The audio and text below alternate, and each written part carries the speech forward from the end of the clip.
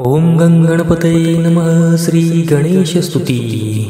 इन्द्र उवाच नमस्तेस्तु गणाध्यक्ष भक्तेभ्यः सिद्धिदायक विनायकाय देवाय हेरम्बाय नमो नमः। अनादये च सर्वेषाम् आदिभूताय ते नमः। आदिपूज्याय विघ्नेश सर्वपूज्याय वै नमः।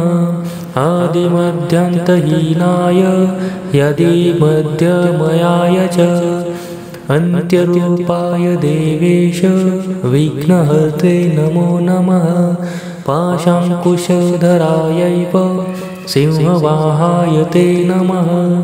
अमेयाय नमस्तुभ्यं नानामायाधराय च विघ्नकर्ते भक्तानां सदा स्वानन्दवासिने सिद्धिबुद्धिपते तुभ्यं नाभिशेषाय ते नमः।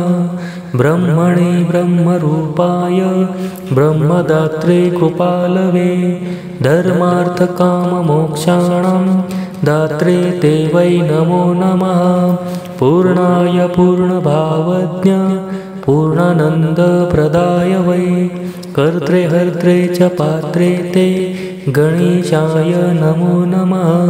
सूक्ष्मेषु सूक्ष्मरूपाय स्थूलेषु स्थूलभोगिने स्थूलसूक्ष्मादिहीनाय लम्बोदर नमोऽस्तु ते।